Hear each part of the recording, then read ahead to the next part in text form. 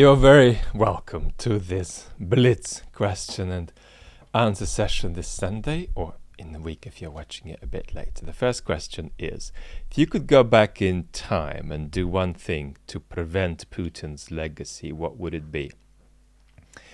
You would disband or radically reform the agencies. You'd basically get rid of the FSB and stop it taking anything like the form it took.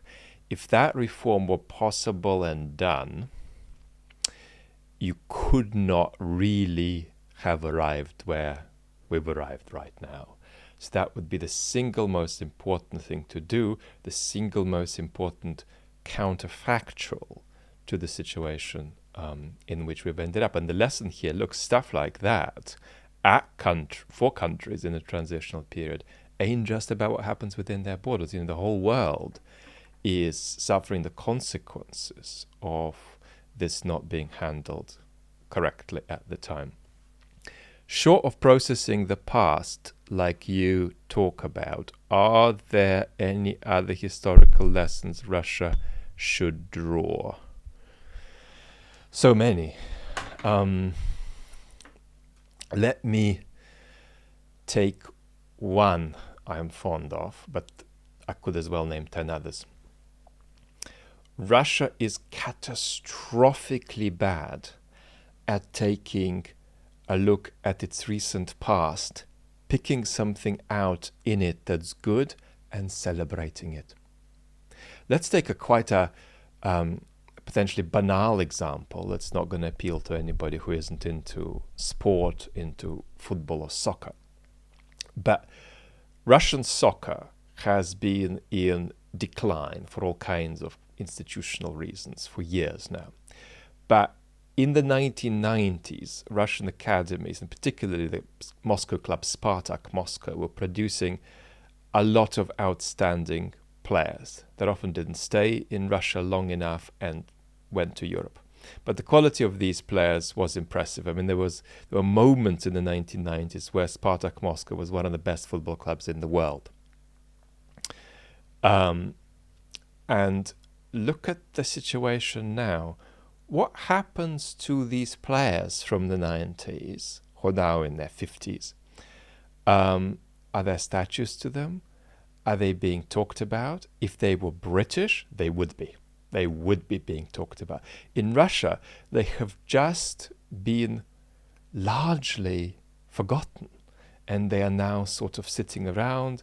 Many of them are unhappy and overweight, and they are doing second-rate football jobs or second-rate commentary jobs, and they are not recognized. And this trivial example is, I think, a wider illustration of a kind of extraordinary incapacity to celebrate what's good about one's recent past and acknowledge it, which speaks to a kind of, I think, incapacity for civic self-respect. I'm armed with a cup of tea. And the next question is, can I trust Eliot Higgins when he clashes with Aaron Mate online?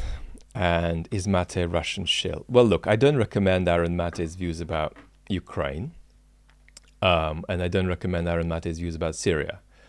And I do broadly recommend that you can trust Eliot Higgins, who runs Bellingcat. I think that if there are objections to Eliot, they're probably going to be around some kinds of naivety that arise out of his incredible geekiness and incredibly, I wouldn't even say eccentric, just neurodiverse. I think he's got some significant neurodiversities, way of being in the world and reacting to the world. So I don't think there are some kind of dark, malign influences pulling the strings behind his back. He stayed at the house where I was living with a very close friend. He was our guest for a journalism festival a few years ago, and he's a perfectly fine, lovely man. And you see him over breakfast, he's completely reasonable, and if anything is going to be weird about him, it's just going to be this extraordinary set of qualities that got him to set up Bellingcat in the first place. So you need to have a pretty particular disposition and determination and capacity for sustained pursuit of minutiae. So that's Eliot. That doesn't mean his political analysis is right, doesn't mean he's right about everything he says, but what it means is that certainly I would fundamentally approach him with an attitude of trust. How do you feel about Snowden?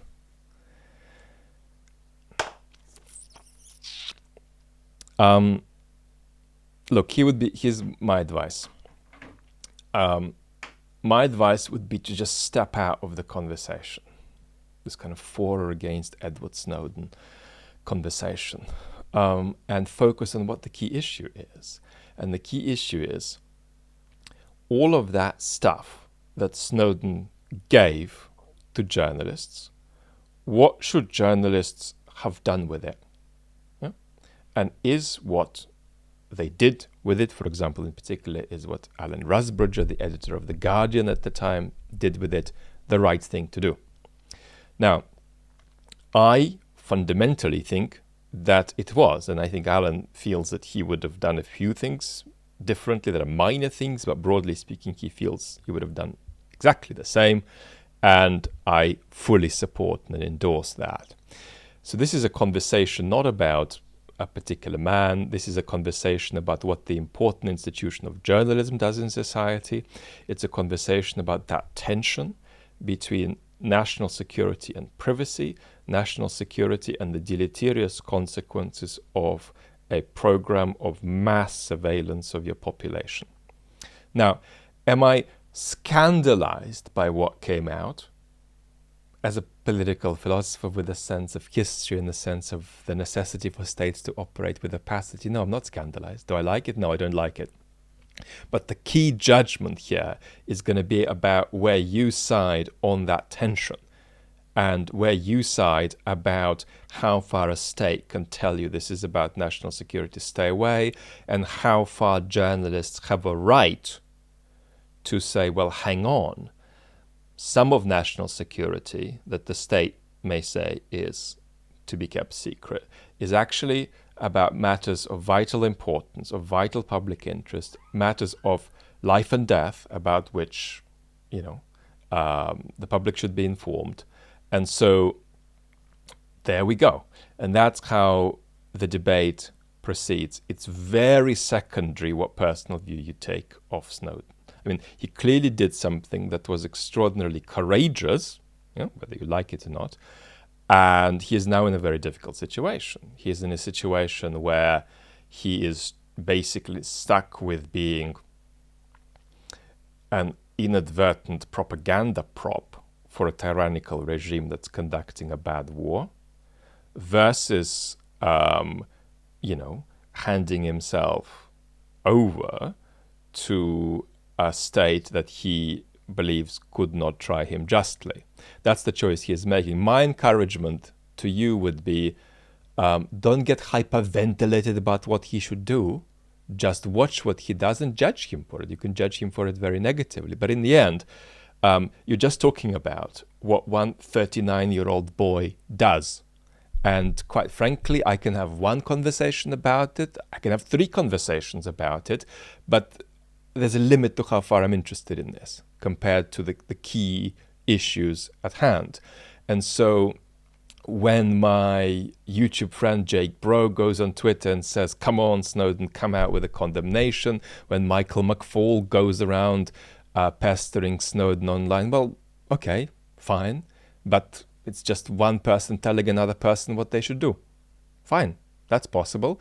But I prefer to see what Snowden does and, judge him accordingly, but knowing that that's really rather secondary stuff. What I'm interested in is judging Alan Rusbridger. Yeah?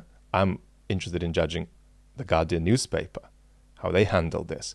That's key because that fundamentally affects our democracy. Yes, Snowden is a smart guy with a huge profile, but we're overly obsessed with back and forth turf wars about what decisions he should take. So that's just rebalancing. I'm not saying you can't get involved in an ethical conversation about his decision making. What do you think is the most objectionable rhetoric about this war? Objectionable rhetoric about this war? Well, obviously the pro-Russian rhetoric is the most objectionable. So why don't we say what is the most objectionable rhetoric on the side that we broadly as a community take in this war? And I think it's this, actually. And this makes me cringe.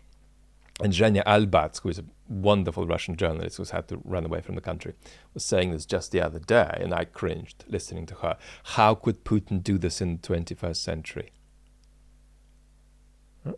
So as though there's some kind of violation of historical tendentiousness, in what Putin did. There isn't. There just isn't. The sort of thing Putin did is going to be the sort of thing that states carry on doing into the future. And Western states in the future will do, and they have done in the past, ugly things, war crimes, repulsive things. Probably tyrannical states will do worse things. So this has got nothing to do with what date it is. I'm really sorry. So that rather triggers me as somebody who is historically minded with a visceral sense of the truth behind historical contingency. What does Putin have to offer Westerners, the useful idiots who might listen to him?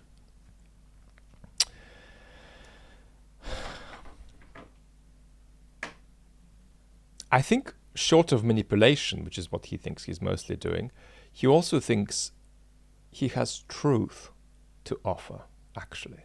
And so what is the truth? The truth is that Western values and Western self-images about certain ways of organizing society, democratic practices, commitments to human rights, to the value of individual lives, all of that is bogus. All of that is just a series of fairy tales. And Putin thinks that that's the case for two reasons. First of all, because the West is very hypocritical about how it applies these principles and values in practice, and about that he's right. And the second reason is that his personal experience tells him, which shows the limitations of his imagination, that all of these things are just false and bogus, and there's nothing real there. There's just power in the end. And there's power that you should respect or not respect, and that's all there is to it. And so, what's gone wrong here? Well, what's gone wrong here is that there is actually an enormous amount of room to think that Western hypocrisy is a virtue. Because the fact that we're terribly hypocritical about our values doesn't mean they aren't real. That just means that they get outweighed by all kinds of needs and all kinds of pools a great deal of the time. But the fact that they're outweighed don't mean they aren't there, and that they might not sometimes take priority. I mean, look at, for example, the way you feel about this war and the way you are, even if you haven't done anything, just in terms of what you would say in an opinion poll, how you are pressurizing your government by taking a pro-Ukrainian position. Partly you're doing it out of a sense of moral outrage. And that has political impact. And that gets your representatives, because you live in something that's enough of a democracy for that to be real, to shift their policy. And so Mr. Putin observes this hypocrisy, but instead of concluding that, underneath it there are things that are sort of inconsistently and imperfectly applied, he thinks there is nothing underneath it that's real at all. It's just a plethora of lies. And he's trying to persuade Western citizens that's really, really true. Now, does that have anything to do with the question? What does he have to offer? Well, that's what Putin thinks he has to offer, this kind of truth. So he hopes to disperse the hypocrisy, whereas I'm an advocate for the hypocrisy, as it were. So that's the answer. Thoughts, this is getting worse. This is getting really much worse. Thoughts on Elon Musk taking over Twitter. I think the spirit of the answer is going to be similar to Snowden. The quality of the debate over this is a democratic catastrophe. I'm sorry. The debate about Musk taking over basically revolves around arguments about extent of intervention. So how much content moderation there is. That's what's called the censorship argument. I'm not sure it's wise to call it that, but that's a separate conversation. So people are arguing how much Twitter intervenes and moderates content. And a lot of the pro-Musk folks think that under Musk it'll intervene less, and therefore Musk is good. The folks who are skeptical about Musk are, on the whole, I think, in possession of several arguments, the most powerful of which is Musk's conflict of interests and Musk's business connection with important states. And there are questions about how that will impact Twitter and how it might impact, for instance, Twitter transparency. Are you going to see plaques beginning to disappear which say this is a message sponsored by this particular government? So there's an argument about extent of intervention, and there is an argument about corruption.